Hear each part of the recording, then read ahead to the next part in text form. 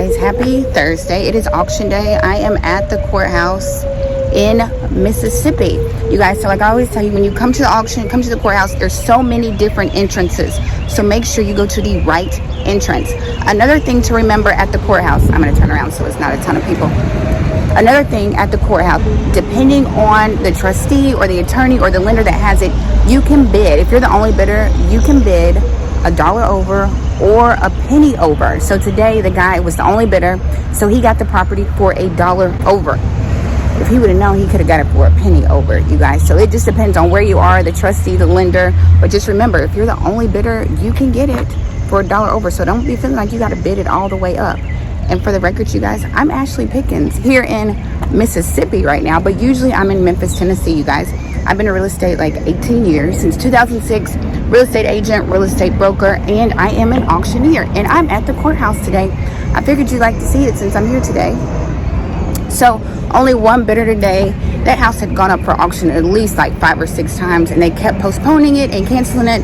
And finally today it went up for auction. It was only one bidder, so he got it for $1 over. The opening bid was kind of high today, so I was surprised anybody actually bid on it today. But just keep in mind, come early, figure out where you got to park, figure out where the entrance is, figure out who the auctioneer is, you guys, and have your certified funds. Have your certified funds. And if you're the only bidder, you can get it for $1 over maybe, or a penny over. So let's jump into foreclosure numbers. Foreclosure numbers for last month just came out, so let's jump into those. Hey guys, and welcome back. Now let's jump into some foreclosure numbers for the month of April. Again, if you know me, if you watched my channel before, you know I don't believe any of these numbers. You always got to multiply by 2. When you watch the news, multiply by 2. The unemployment rate is down. Multiply it by 2. Okay, make sure you do that. So when it comes to foreclosure numbers, there's just so many discrepancies with all the information that is put out, right? So I honestly don't believe any of them. From what I've seen from homeowners, it's a ton of people behind on their mortgage that aren't in foreclosure, right? I had a guy call me. His mortgage statement said you were behind 371 days on your mortgage, and he was not in foreclosure. So just keep that in mind. I tell you who does know, Mr. Cooper and all these loan servicing people. If they showed their defaulted numbers, we could get a better reading. But do we think they're gonna do that? No, right? Because that's too much like right? That would cause everybody to panic. Everybody would stop spending. You know what I mean? So no, do I ever think we will get the true depiction of numbers? No, we won't. We just will see when banks start foreclosing and people start losing their homes. That's what's going to happen. So just keep in mind. And you guys, any increase in foreclosure numbers is strict. Like, we haven't foreclosed on people in so long, since like COVID, right? The numbers have been so minimal when it comes to foreclosure. So any increase is going to seem like a huge jump in foreclosures, right? Because when you start at 0 and then you do 10 or 20 or 30, it's going to seem like it's a huge increase, right? So just be mindful. If you're behind on your mortgage, communicate with your lender, right? The veteran moratorium ends at the end of this month, at the end of May. So we will probably see foreclosures start spiking over the summer for sure. So let's jump into this latest report from Adam. There were a total of 31,649 U.S. properties with a foreclosure filing. So keep in mind, there's 3 main steps in the foreclosure process. That notice of default is filed, right? The auction is scheduled, and then the bank repossesses the property, right? And they become REO properties.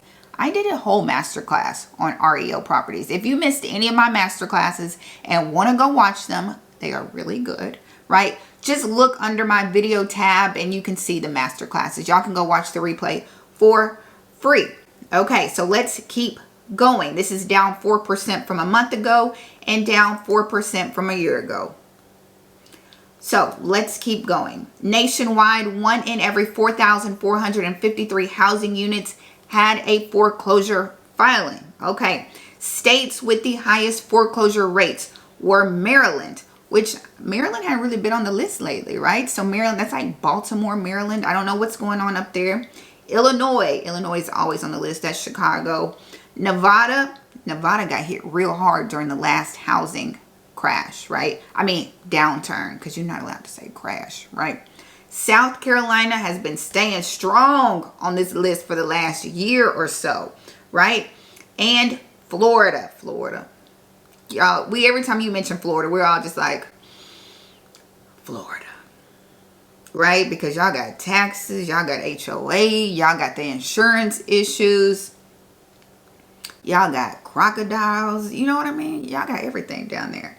So those are the states. Let's talk about cities with the highest foreclosure rates for the month of April. We've got Elkhart, Indiana.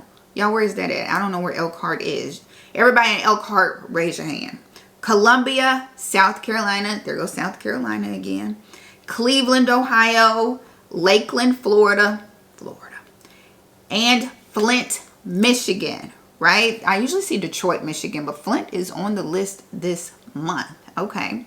So, also, the metropolitan areas with a population greater than 1 million. So, the big cities with the worst foreclosure rates in April were Cleveland, Ohio, Baltimore, Maryland, Chicago, Illinois, Orlando, Florida, and Jacksonville, Florida. It's always like Orlando, Jacksonville, Lakeland, Florida, and Miami. Those always hit. They are always on the list, honestly, for foreclosures, increases, filings. Miami has been on the list for the most foreclosure starts for the last at least 6 months, probably at this point. So it's all those cities in Florida: Orlando, Lakeland, Jacksonville, and Miami. Let's keep an eye on them, okay, you guys? So lenders started the foreclosure process. That means that first notice of sale was filed. They are behind on their mortgage, and they got that first notice saying your property is in foreclosure. Usually it happens after 3 months. That is not what's going on right now, you guys. Like, these people behind like a year, right? 2 years. Some of these people haven't paid since COVID. Let me just be completely honest about that, right? So, lenders started the foreclosure process on 21,753 properties in April. States that had at least 100 foreclosure starts in April and saw the greatest monthly decline. These states' foreclosures declined. New Jersey is down 51%. Indiana is down 32%. Colorado is down 31%. Massachusetts down 21%, and Connecticut down 20%. Let me be completely honest and say half those states are never even on the list, honestly. They're never even on the list. Massachusetts, Connecticut, Colorado, they don't really pop up anytime. So, counter to the national trend, the states that had at least 100 foreclosure starts in April and saw the greatest monthly increase. Okay, so foreclosures are going up in these states. We got Maryland, which is up 85%. Now, Maryland is usually never on the list, honestly. Oregon is up 80%. Again, you guys, I think it's when you just don't foreclose on anybody for so long, when the numbers are like 0 or minimal. If you foreclose on 10 people, that's going to look like a drastic increase, right? I've never seen Oregon on this list, right? Let me be honest. So Oregon probably hadn't been foreclosing on people, and they foreclosed on a handful of people, and it shot its foreclosure numbers up, right? Because I ain't never seen Oregon on this list. Oklahoma is up 65%. I don't see Oklahoma on the list either. Mississippi is up 38%, and Michigan is up 25%. Let's talk about cities. These big 1 million and above cities that had the greatest number of foreclosure starts in April. We've got Chicago, Illinois with 1,211 foreclosure starts.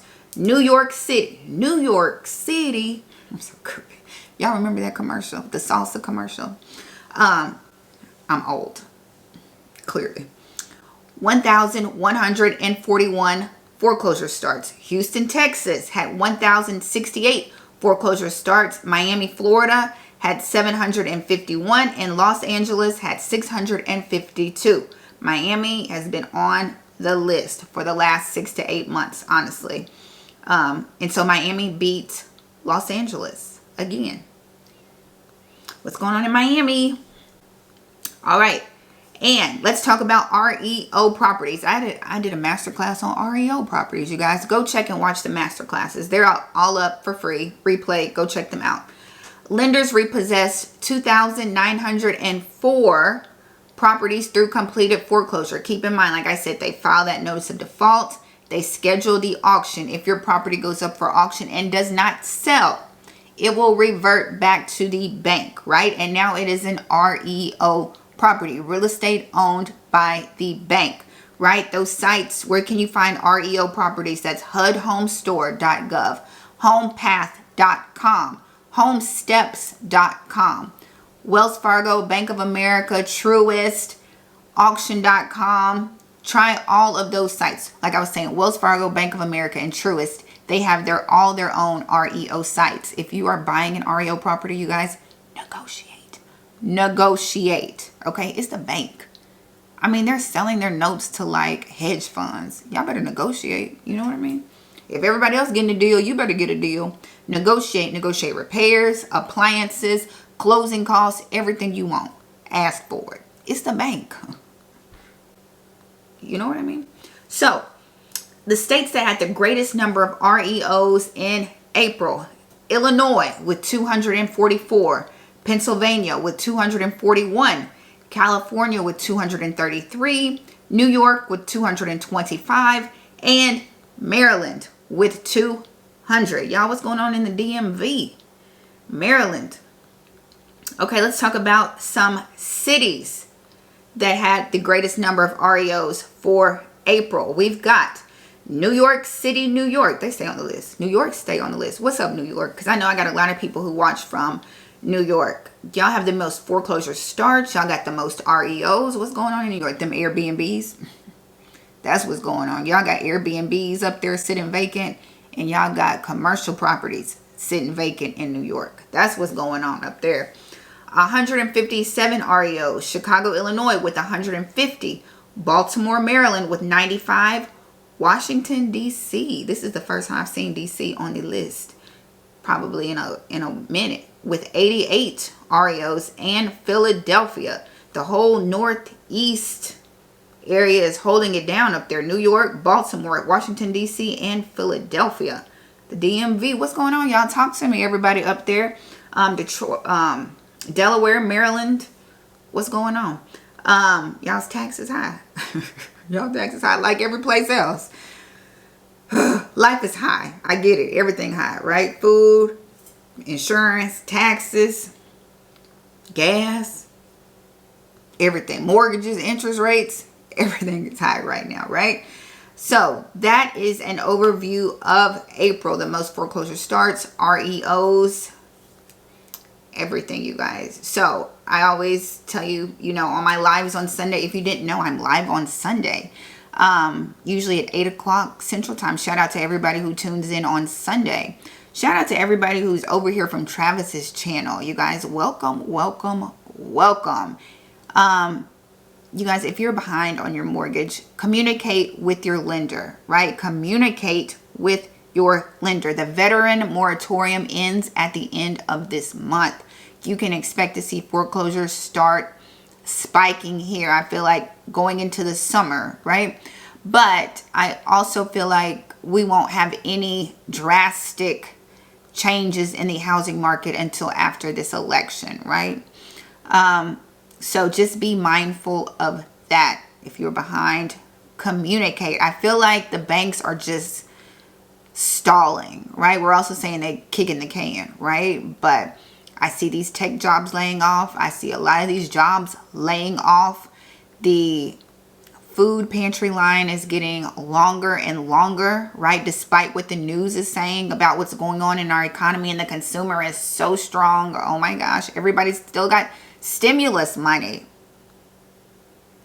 So be mindful. If you are in foreclosure and your house goes up for auction, I always say request your excess funds, you guys.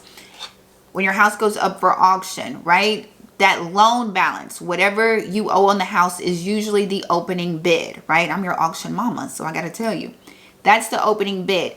If the property gets bid up, right, After your debt is cleared, after that loan is paid off, anything left over belongs to you. That surplus, the overages, your excess funds, that belongs to you. You can request that. You guys, a lot of people don't know that.